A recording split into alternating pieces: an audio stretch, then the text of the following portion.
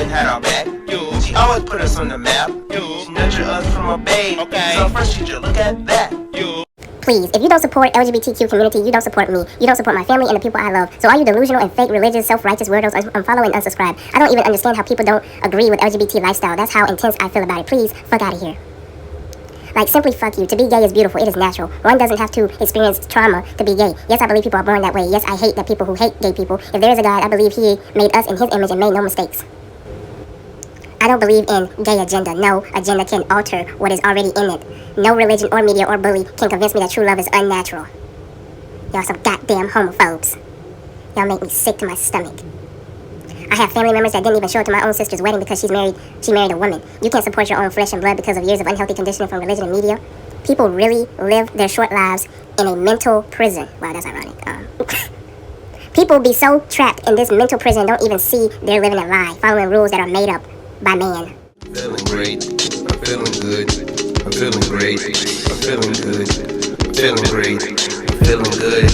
Go and get your bread up while you feeling down. Go ahead and put your head up while you fed up, while you stressed out. Yeah, I know you really messed up, but go and look around while you pressed up. Know you blessed up. Go ahead and fill your cup up with some lemonade. Cause when life gives you lemon, you block it like Russell Simmons. And just know that your life made with a clear shade. Cause I'm feeling good, feeling good, good. I'm feeling good, feeling good, I'm feeling good. I'm feeling good, feeling good, I'm feeling good, feeling good, feeling good, feeling good, feeling good. So this is a take two, and this is the actual video that I will be making concerning the very topic at hand. First and foremost, let me make it very plain to you that I am about the advancements of black people and just black people only, which is why I always start my videos with what's good black people, because my voice, my platform will only exclusively be used for black people. Now, moving on to that, I am for the advancements of my people, as I said before, and I am for the empowerment of my people, and that includes the platform that builds that empowerment, and that is the black family. Anything outside of the realms of the black family is perverted. And what do I mean by that? I mean homosexuality, I mean interracial dating, and any other form of lifestyle, pedophilia, so on and so forth, that would be polluted or perverted, or that would be disingenuous towards the advancement and the benefits of the black family household. Okay? And we have to be very clear and aware of that. Now, moving on to this particular issue concerning Re-Linnx. And if anybody knows me and anybody watching this video, you know, been following me for a while, I loved, and I use that with sincerity, loved, past tense, I loved Re-Linnx. Loved. If anybody follows me on Instagram, I used to share her videos when she made shea butter, when she was first popping, like when she first started getting views, and like when she used to be underground, and then when she got signed to Dreamville. All this, yo, like, I was there. I was there, you know, and I was just so happy that she was getting the type of recognition that she deserved, you know. But I always feared that as soon as she was gonna get that recognition, she was gonna flip. As soon as she was gonna get that recognition, she was going to flip. She was gonna give in to the agenda that the industry pushes. That's what you're seeing right now. And so now that she has made it known and very clear on where she stands concerning what the agenda or what the industry pushes concerning the agenda, I can no longer be her supporter. And as she made it very plain and clear, if you don't support LGBT, you don't support me. So I guess I'm just not a supporter of you, Re-Linnx. And here's the thing, and a lot of people were saying this under the comments, because I saw this in the Shade Room post. I don't follow Shade Room, but somebody sent me a particular post. Somebody sent me a particular post that was talking about Re-Linnx Twitter rant, talking about homophobia.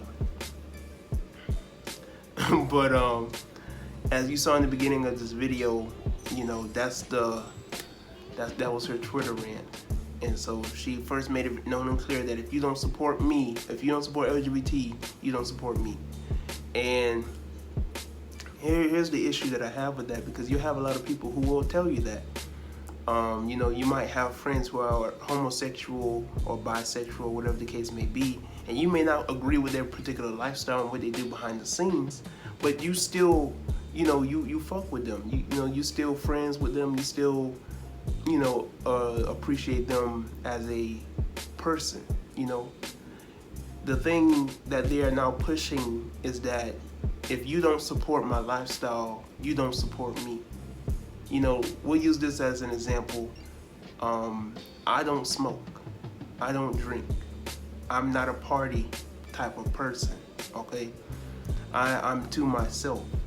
And I have friends who like to smoke, who like to drink, and who like to party. Now, just because they do that, just because they have that particular lifestyle, I have friends who are Christian. I have friends who are Muslim. I have friends who are Jews, you know, just because they are within those particular lifestyles. I have friends who are Moors. I have friends who proclaim to be Aboriginal.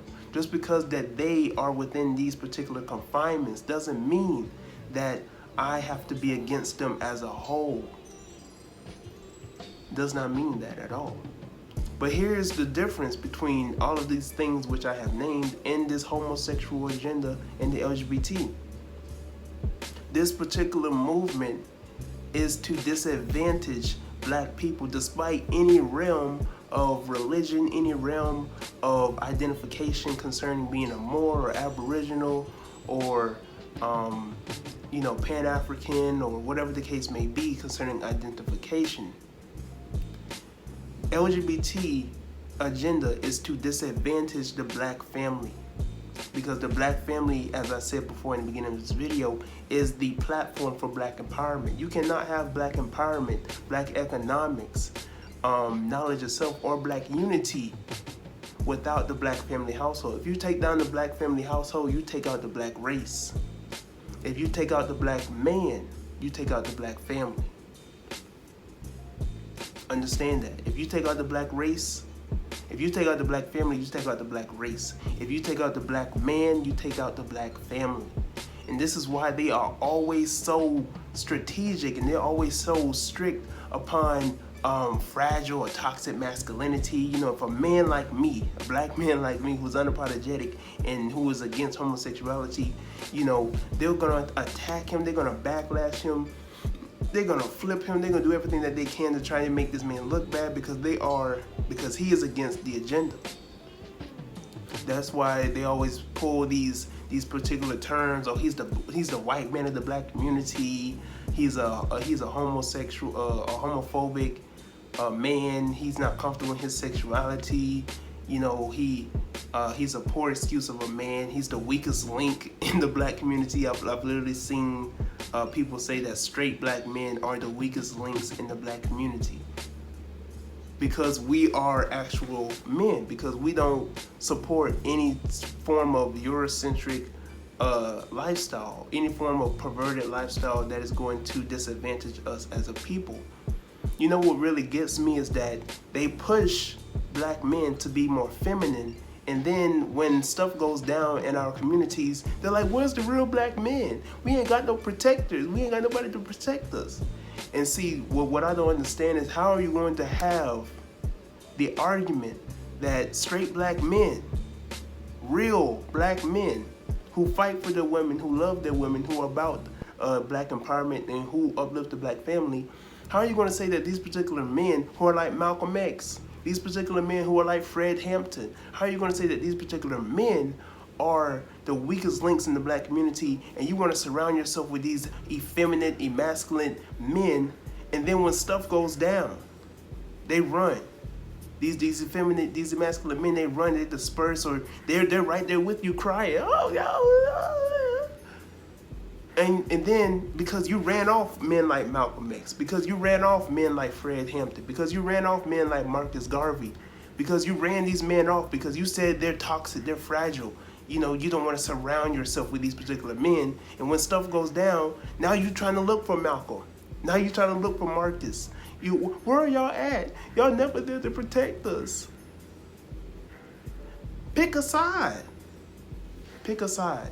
Do you want a homegirl for a man, or do you want a leader? Do you want to be led? Because that's really what it goes down to. Do you want to be led, or do you want to nag and bitter and complain and gossip with somebody? You know, you're going to have to make that decision. And when it concerns with Re-Linnx, she has used her platform, unfortunately, because of the situation that she's in right now, because she, as you can tell, is a part of the industry. She has used her platform to push this agenda within saying that she doesn't see a gay agenda, not knowing that she is a part of the agenda. That's crazy. Me being a 20-year-old black man, you know, is kind of, you know, you could say it's amazing, but it's very clear to me of what's going on. If people don't understand what's going on right now in 2019, I don't know where you're at, you know, because they're trying to take down the image of a strong black man. For a black man to say that he is only for black women, he's racist. For a black man to say that he's about the upliftment of his people, he's racist. For a black man to say that he doesn't support any form of lifestyle that is against the black family, now he's homophobic. You're gonna have to make your decision on what form, and I'm talking to black women, because when it comes to supporting homosexual black men, supporting the foolishness behind homosexual black men, it's mostly black females who push and condone this. They see it as funny. Oh, I've had females who I'm friends with try and tell me, oh, I need a gay best friend. You know, what?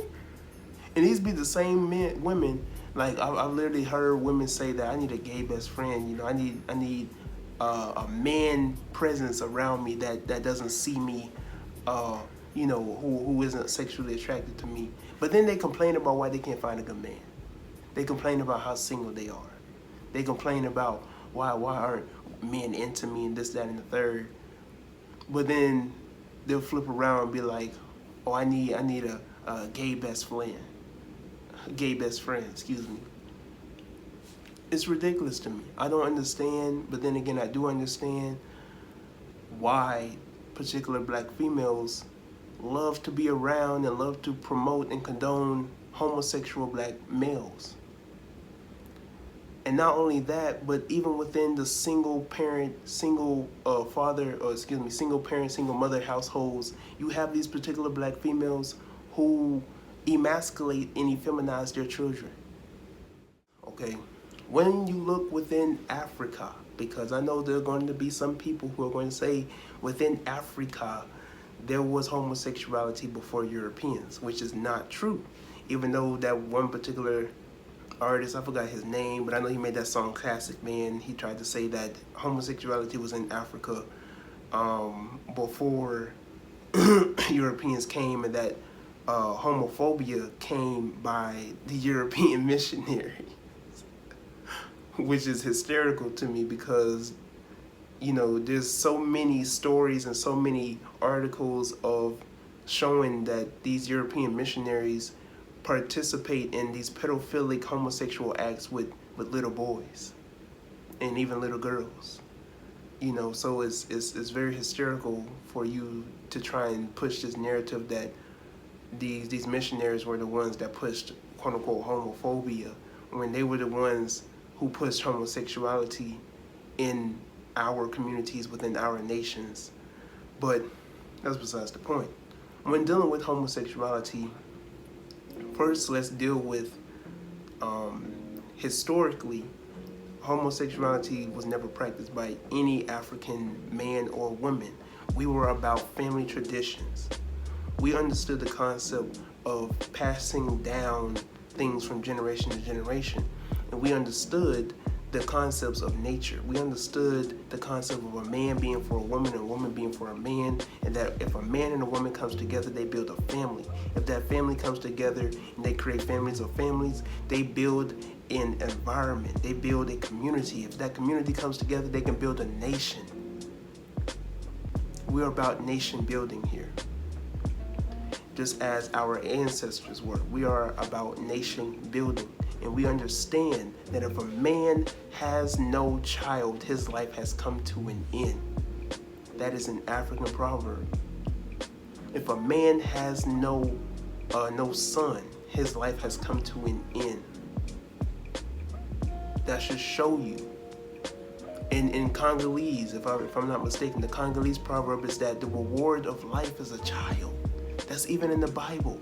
That your child is a reward of life. And this should show you the importance of family traditions within African culture. There was no family traditions within Roman Greece. They didn't have the importance of a family tradition as us as African people did, and even still have to this day. We are in psychological warfare. Understand that. There was a 10-year-old girl who was suspended from her classes. A 10-year-old girl who was suspended from her classes because she didn't want to be involved in the brainwashing of LGBT. She didn't want the LGBT lessons. She was excused. She wanted to be excused from the lessons, and she was suspended. A 10-year-old girl. But you mean you gonna come here and tell me that 10-year-old girl is homophobic? You're going to tell me that her parents are homophobic? You're going to tell me that most of African culture is homophobic because we take upon the importance of family traditions and passing on inheritance from generation to generation to generation. That's why so many of these African nations are against homosexuality, because of the Europeans who came into our countries and, touched our little girls and touched our little boys and pushed this on within our communities, within our villages, within our nations. That's what was going on when these European missionaries came into our communities, came into our nations trying to spread the word of God.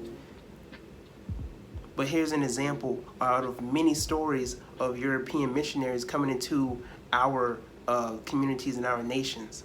In Haiti, there was this European missionary who was practicing homosexual acts on little boys.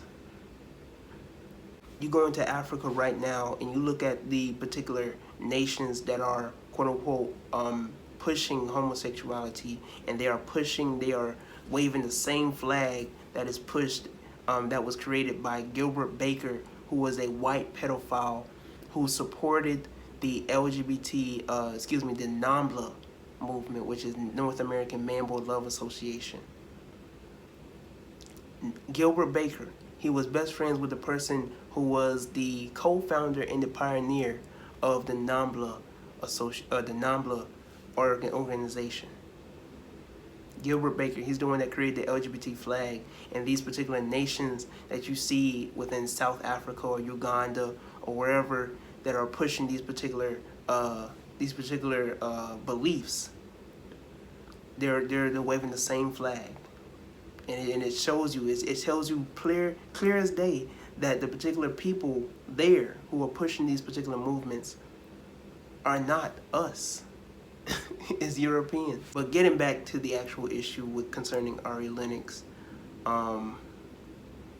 it's sad and it's very unfortunate that this woman who has so much talent is pushing this same narrative that our oppressors are pushing.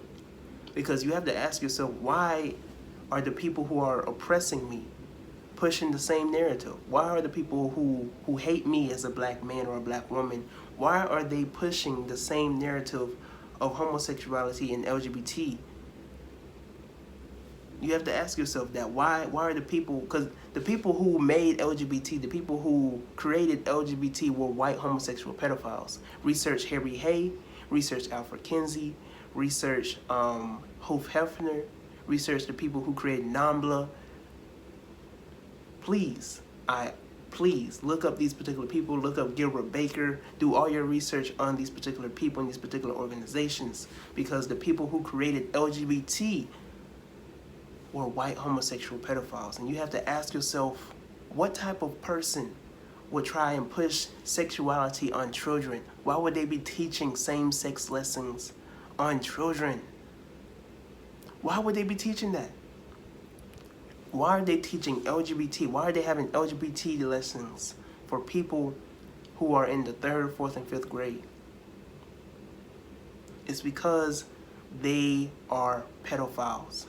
The people who created LGBT are pedophiles. That the group NAMBLA, who are the focus of this film, claim to take their inspiration directly from Alfred Kinsey. And while many in the gay community would deny that homosexuality is linked to pedophilia, it is worth noting that the very founder of the gay rights revolution, Harry Hay, consistently advocated the inclusion of NAMBLA in gay pride parades. In fact, here is a photo of Hay marching in a parade with the words, "NAMBLA walks with me," written on his back. Needless to say, Hay had been persuaded by his chief influence, Alfred Kinsey. Like Kinsey, many pedophiles refuse to acknowledge that their sexual involvement with children qualifies as child molestation. So until next time, I don't want to make this any more longer than I've already had. Until next time, I'm Tyrone. If you like what I had to say, if you didn't like what I had to say, let me know in the comment section below. If you want me to do a part 2 or even go into depth on the information on how homosexuality was never in Africa, I can do a video on that as well. Do a little quick documentary here and there. It'll be very quick. So on and so forth. Support my clothing line business. I will be having new shirts up soon, but until then, support my clothing line business. Description to that will be in the the link to that will be in the description box below. Until next time, I'm Tyrone, and I'm out.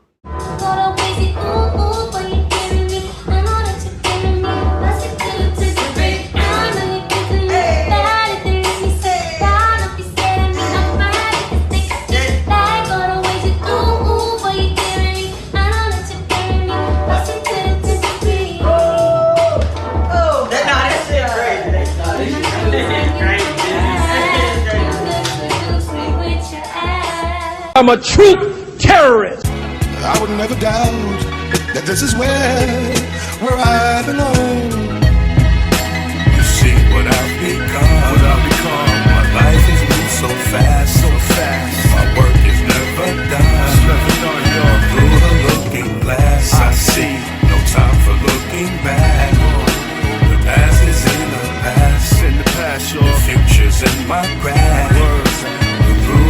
In a place mentally like it's meant to be, heaven sent for me, the universal entity drive.